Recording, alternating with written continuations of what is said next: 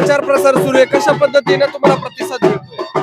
प्रतिसादच्या बाबतीमध्ये आमच्या भागामधील सर्व नागरिकांच्या मनात ध्यानात फक्त कमळ आणि कमळच आहे.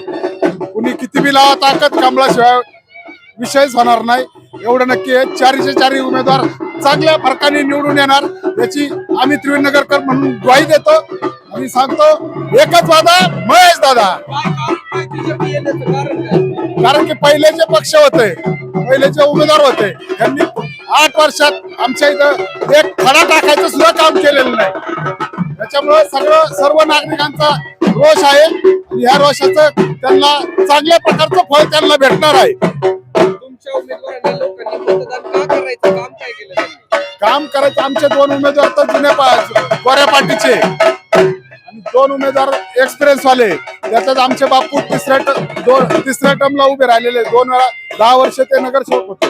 आणि प्रवीण शेठ भालेकर हे गेल्या वेळेस स्टँडिंग नगरसेवक आहे, ते त्या गटात होते. पण त्यांचं म्हणणं असं आलं की ही लोक आम्हाला कामच करून देत नव्हते, म्हणून त्यांनी दादांच्या नेतृत्वाखाली काम करण्याचं ठरवले आहे. आणि आमचे त्रिवेणीनगरकर म्हणून आमची त्यांना पूर्णपणे साथ आहे. त्याच्याबद्दलचं तुम्ही स्वतः पाहताय पण की लोकांचा किती प्रतिसाद आहे.